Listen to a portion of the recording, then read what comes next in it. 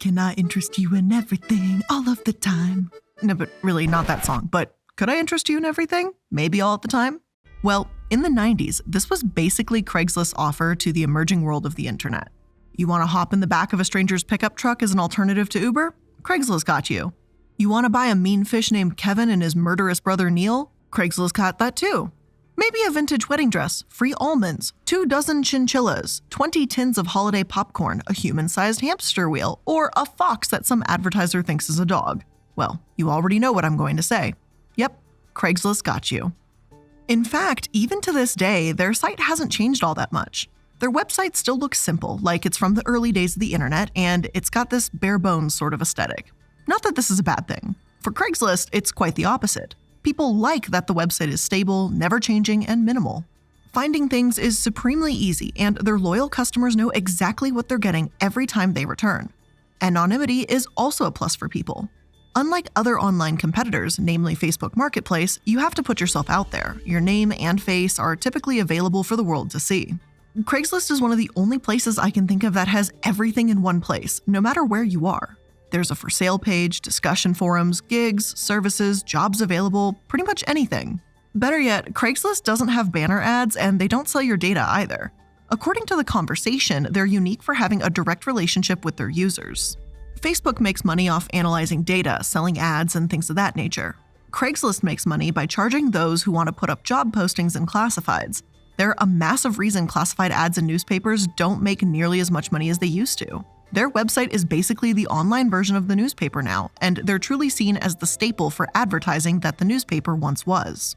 Over 25 years old now, and the site is still going strong. They've been hailed as representing a democratic version of the internet, a relic from a time when the internet was a radical laboratory for freedom and liberty. To some extent, maybe that's true, and there's certainly a lot to like about this platform.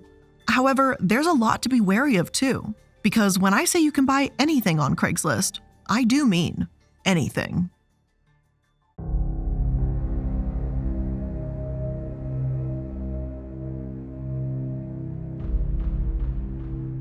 Hello and welcome to the Corporate Casket. I'm the Illuminaughtii, and today we're going to be talking about Craigslist. Now, if you've seen my episode about Backpage, then it's not hard to guess what we might be addressing.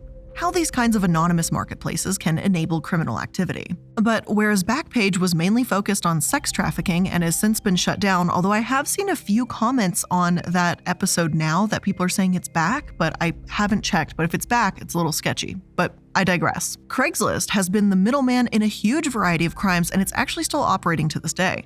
So let's dive right in and explore how and why this is the case, starting with some of the basic issues, like what's for sale. A while back, one man from New York listed his 2 infant sons for sale on Craigslist. Another couple said they were, quote, out of tweak, so they would sell their baby for $1,000. A third couple from Vancouver claimed they couldn't afford to take care of their baby, so they made an ad to get rid of her.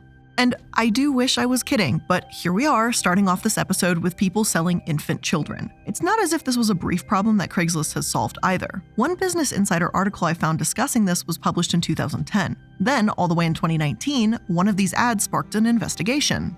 Apparently, a Florida couple said they'd sell their newborn for $500 at the time and offered to, quote, give the 4-year-old sister for free.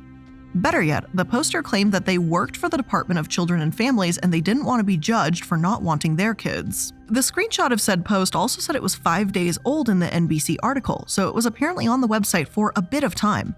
It's not clear if Craigslist reported this to the authorities or if someone came across the ad and sent the link to the police. I just have no clue. It's also possible that this is some sort of joke, but it's just not a good joke if that's the case. I don't think I have to stress why selling an infant and giving away a 4-year-old on the internet is a terrible idea, but it flings open the door to abuse, trafficking, and a whole host of other horrors.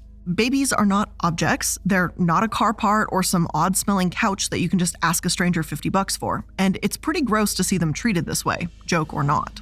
Unfortunately, babies aren't the only ones being treated like objects unjustifiably. It's supremely easy to find animals, especially puppies, for sale on Craigslist. Like seriously, hop onto their site no matter where you are in the US, go to your community pet section, and chances are that you'll find puppies for sale. Some may claim that they'll give you a health certificate after you pay a rehoming fee. Other ads may give almost no information whatsoever, so that's totally not suspicious at all. right? While there are some good owners that may utilize Craigslist as a way to try and find a home for their beloved pet that they simply can't care for anymore, there are also quite a few Craigslist breeders out there. And that's also known as irresponsible breeders just selling dogs on Craigslist to make a quick buck with little regard to the animal's health. Frankly, I think pets simply don't belong on the site in the first place. Even if a responsible breeder would sell animals there, which I highly doubt, what about properly vetting the would-be owner? Not only is the source questionable, but these Craigslist pets can be used for dog fights and will frequently end up the victim of severe animal cruelty or neglect. And who would report that? Well, the shady breeder selling these animals for cheap most certainly wouldn't. The owner that uses the innocent animal for dogfighting? Probably not. Craigslist acts as the middleman, connecting these two individuals together and takes no steps to ensure safety of the animal. While I understand why people love this user-run piece of the internet, I think there has to be some kind of limit or some kind of protective steps here. I just think, listing living things like animals or infants is probably not the best move. Like, it clearly can and has gone wrong. Change.org petitions have been posted in the past about this, but Craigslist hasn't actually acted. On their site, they list pet sales as prohibited, only allowing rehoming with a small adoption fee. But I fail to see how some of these listings of puppies don't qualify. Craigslist either needs to seriously step up their game and make it harder to list puppies for sale, or remove that section of their website. They can't even be trusted to abide by their own rules here. Sick, unvaccinated, younger than advertised puppies are also sold on the site, meaning that the people that buy these dogs may face extremely pricey vet bills later down the line, or worst case scenario, have to deal with one of their new beloved family members dying too soon because of reckless breeders. One couple, the Kennys from California, was sued for selling sick puppies on Craigslist. According to the Humane Society, most of the puppies died. When the devastated owners contacted the Kennys, the couples subjected some of the alleged victims to vicious threats and harassment. So, is this all Craigslist's fault? I mean, sure, the Kennys probably could have gone elsewhere. They may have been able to take advantage of some other excited, prospective wannabe dog owners. But Craigslist is the one I see enabling these shady breeders so often that it feels systemic. If they truly cared, then they would take the time to show it, to make more of an effort to remove these types of ads, to abide by their own rule about selling dogs. But they just don't. At least one thing that I can have respect of Backpage for was how they made an effort to report the crimes they saw happening. But for Craigslist, well, in this case, I can't say the same. But speaking of Backpage, we also need to talk about the sex trafficking issues that's occurred on Craigslist too.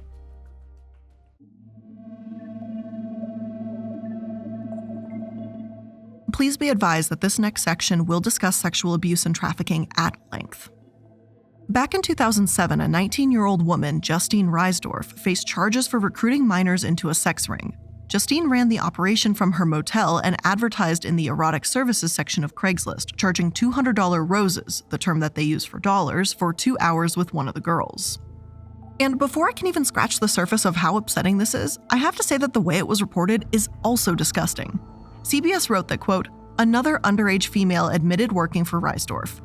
These underage girls are not doing anything wrong. They don't need to admit to what happened to them. They aren't even old enough to consent, so let's make that perfectly clear. Frustratingly, this wasn't some standout or unheard of thing on Craigslist. In 2008, they raised the fee for posting adult services due to pressure from state prosecutors. In 2009, they donated some of that money to charity, and by 2010, they were called the Walmart of Online Sex Trafficking by Andrea Powell from the anti-trafficking group The Fair Fund. Remember how Backpage gained a lot of attention once Craigslist shut down its adult services section? Well, in the days before Craigslist shut down that area of their site, they were one of the go-to places for sex advertisements.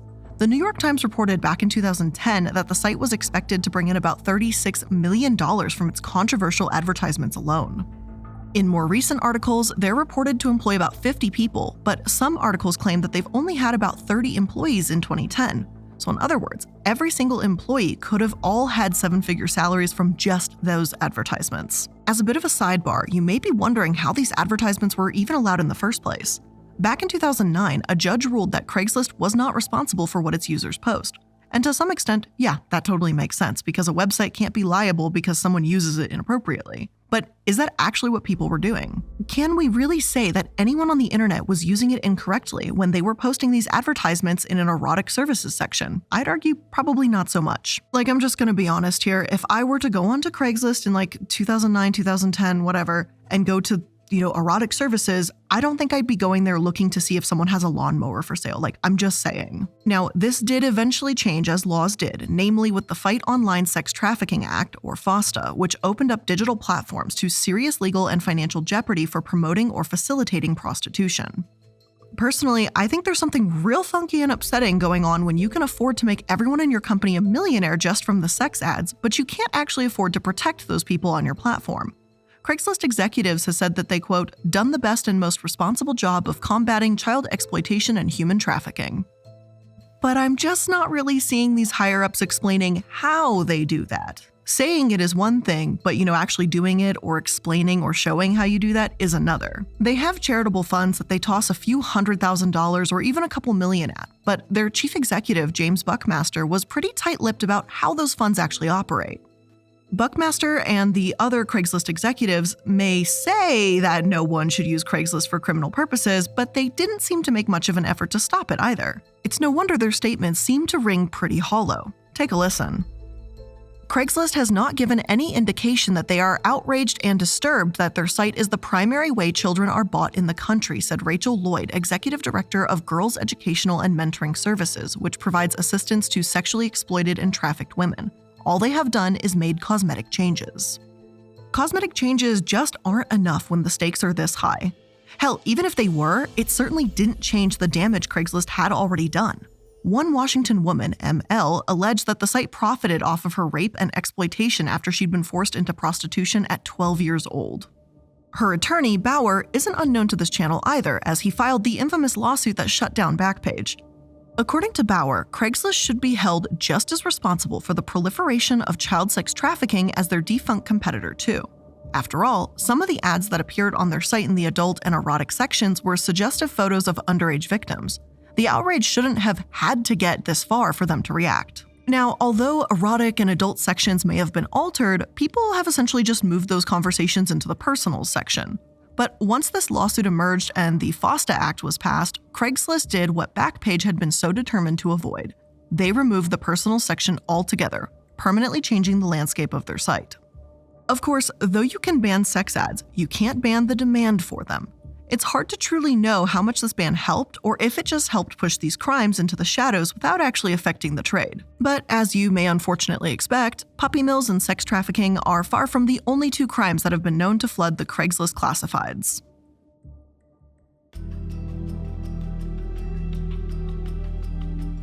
Please know that this next section will mention violence, suicide, and murder. The person-seeking person sections that once existed on the site were also ripe with opportunities for violence. In the men-seeking men section in particular, two teenagers, 16-year-old Byron and 18-year-old Jerry, killed 67-year-old Donald. Apparently, they used the personals to sexually engage Donald, then extort money from him, threatening to tell police he had sex with a minor. Their plan went awry, according to Inside Edition, and they murdered Donald instead. Another well-known and highly publicized case that spurred on public outcry for change was that of the Craigslist killer. Philip Markoff was known to go through the erotic pages of Craigslist shortly before it was banned back in 2009. In April of that year, an escort named Tricia Leffler was gagged, bound, and robbed at gunpoint by a man answering her Craigslist ad. Jalissa Brisman was found dead in her home, seemingly by the person that booked her for an erotic massage, also through Craigslist. In the third case, an exotic dancer named Cynthia Melton was the victim of an attempted robbery. The same man, Markoff, who was believed by authorities to be responsible for all three cases, but after he was caught and imprisoned, he committed suicide in his cell. But while Markoff's name made headlines as the Craigslist killer, in 2015 there were about 86 murders linked to the site postings. And seriously, it's no wonder that Business Insider says that if the website were a city, it would actually be one of the most dangerous in the US when you consider its statistics. Plus, if you thought 86 deaths were bad, Business Insider has claimed that number is actually well past 100. They get their estimation from the blog Craigslist Killings, which tracks every single death linked to Craigslist itself. And you know you've fucked up when there's an entire website dedicated to tracking the murders linked to your online marketplace. Killers have even treated the site like it's their playground. Richard Beasley, who went by Jack online, posted to Craigslist that he was looking for someone to watch over his cattle ranch. Unfortunately, there was no cattle ranch. His story was a ruse to lure men in need of work to their deaths. David Pauly was shot and killed by Jack, and another man, Scott Davis, had been shot in the arm but escaped and got help. This wasn't random, but a cruel, calculated act. Beasley asked the men personal questions in their interview to get a better sense of what he could get away with. If a man said they were getting married or had security experience, Jack grew cold and told them that they weren't the best candidate for the job. It's not as if Jack really gained anything from lying to and killing these people. It was just simply a cold, sadistic act. But today's episode isn't about the twisted mind of Richard Beasley, or how he cut Scott Davis's life short, far too soon. How does Craigslist enter into all of this? Well, because they're so hands-off in their belief of this democratic internet, they seem to have no steps to verify that anyone is who they claim to be. At other job posting sites, they warn you to be on the lookout for scams. Indeed might request documents to prove a company using their job posting service is legitimate. Upwork is transparent about the status of a client's billing method. ZipRecruiter approves accounts with their trust and safety team. Does that mean that these three sites never have scams on them? Of course not. But it means that at least some sort of verification system exists to prove that a job or person is real. Craigslist's hands-off approach prioritizes direct contact with its users, but clearly ignores their distinct lack of safety. Examples of this are unfortunately abundant. One man, Jason, created a post in which he pretended to be a woman looking for BDSM sex and posted all the answers on his ad on LiveJournal. A phony soccer mom looking for group sex listed her address. One man showed up, but unfortunately, it was not the home of a horny soccer mom, but an 18-year-old woman living there. Horrifically, the man sexually assaulted the 18-year-old anyway. Whether it's Craigslist users claiming to have an expensive item and then robbing the person that shows up at gunpoint, or drug dealers selling illicit substances on the platform with potentially questionable sources, you can truly find just about anything on the site. And at the end of the day, you have no idea who you're really meeting. Being anonymous on the internet can be a great thing. It allows people to speak up and ask for advice or help at times when they may not be comfortable turning to those they know in real life. But clearly, it can go horribly wrong too. There's a reason Craigslist would be one of the most dangerous cities in the country if it were a real place. While not everyone on Craigslist is a horrible person, dangerous people will gravitate towards anonymity and these kinds of direct connections. Their site makes finding victims easy, and they know it. Before we continue on to take a look at how Craigslist has changed and if this change is enough, we're going to take a quick moment to thank today's sponsors. Mint Mobile offers premium wireless starting at just $15 a month. And now, drum roll for the plot twist, please. Well, there just isn't one. Seriously, Mint Mobile just has premium wireless from $15 a month. There's no trapping you into a 2-year contract or opening the bill to find all sorts of crazy fees. And there's no luring you in with free subscriptions for streaming services that you forget to cancel and then they just charge you full price for. There's literally none of that. I once had a phone company try to charge me a Colorado fee for like $10, and I didn't notice it for about 4 months on my account, but one day I checked it and said, what the hell is this? I tried to look around and the Colorado website says nothing about charging extra for cell phones, so I called the company and had that removed. But it was just insane that even happened. So for anyone who just hates their phone bill, Mint Mobile offers premium wireless at just $15 a month. They give you the best rate whether you're buying for one or a family, and at Mint, families start at just 2 lines, and all plans are going to come with unlimited talk and text and high-speed data delivered on the nation's largest 5G network. So get premium wireless from just $15 a month and no unexpected plot twists at mintmobile.com/casket. That's mintmobile.com/casket. Seriously, you're going to make your wallet very happy at mintmobile.com/casket. Changing seasons means changing tastes, and with 30 or more weekly recipes to choose from, HelloFresh has a little something for everyone. Easily customize your meals by swapping proteins or sides, upgrading to choice of proteins, or adding protein to a veggie meal. HelloFresh is now offering vegan recipes on the menu every week, made without animal products of any kind, like dairy, meat, eggs, or even honey. Enjoy meals like sweet chili tofu bowls or spicy coconut curry stir-fry. Or, like I mentioned, last week I tried Messy Jane's, which is their plant-based version of Sloppy Joe's, and the name is goofy and cute and I love it, but it was also really delicious. So just letting you know, I'm not a Sloppy Joe person, but apparently I'm a Messy Jane girl. Plus, with HelloFresh, ingredients travel from the farm to your doorstep in less than 7 days, so you know they're fresh. Plus, pre-portioned ingredients make cooking a snap and cut down on food waste. So if you're ready to get cooking, make sure you go to hellofresh.com/casket65 and use code casket65 for 65% off plus free shipping. Again, that's hellofresh.com/casket65 and use code casket65 for 65% off plus free shipping.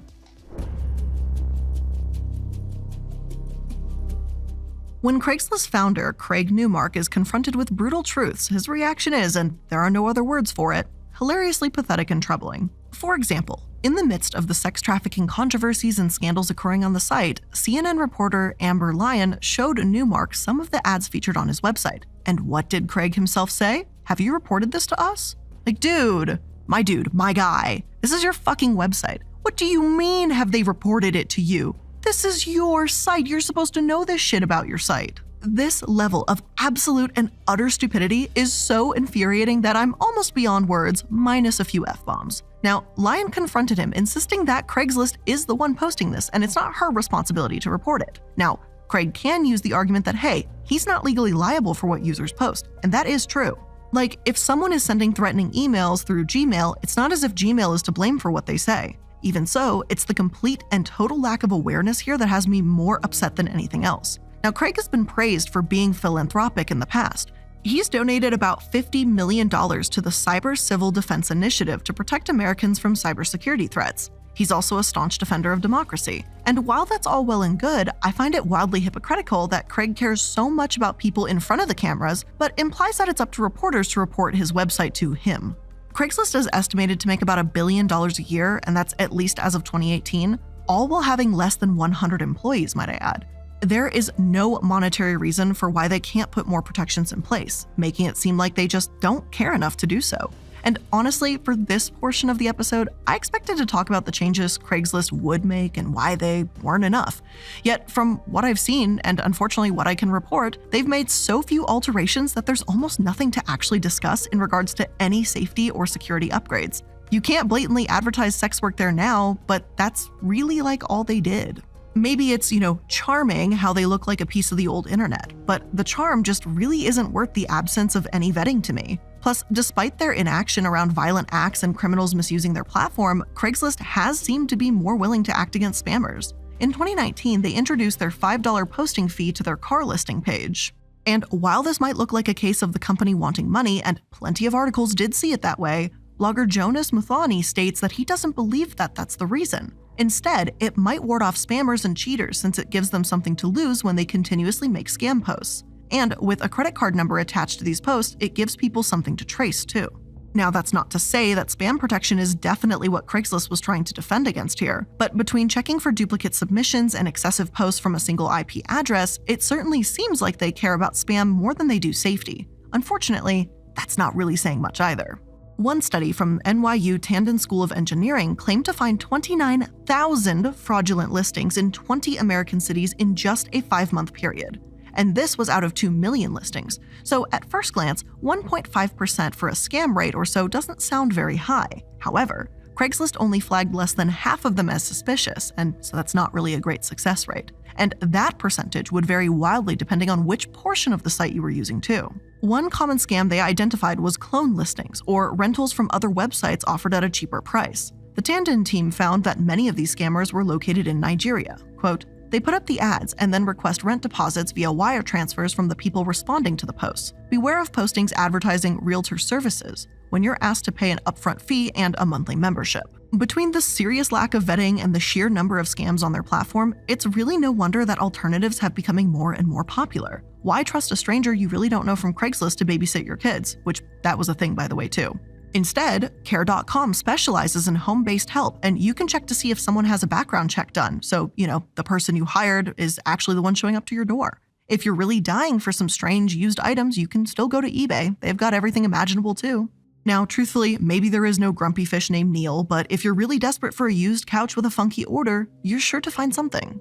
As for the realtor and renting side of things, there's Zillow, Trulia, Apartments.com, and plenty more. Again, this doesn't mean that these websites won't have their own issues, not at all. But personally, I'd rather end up with a questionable item on eBay than run the risk that you do on Craigslist. Given the endless amount of alternatives, some argue that Craigslist has become obsolete. One Harvard Business article states that the site's obstacle to growth comes from how they value customers over monetization, meaning they value consistency over innovation. I don't entirely disagree, but let me phrase it a different way. Craigslist has become so set in its ways, so determined to remain unchanging, that they don't offer the safety other sites can. They tried to be everything and connect everyone. And perhaps they did to some extent, but I'm not so sure that's for the best either. But with all of that being said, that's where I'm going to end today's episode of The Corporate Casket. I I hope you learned something new here today, and if you did, make sure that you're liking, following, and subscribing. And if you're listening on YouTube, make sure to click that notification bell icon so you can be notified every time there's a new episode. Thank you so much for hanging out to the end of today's episode. It really does mean a lot. And again, I hope you learned something new, and I look forward to seeing you in the next one. Bye!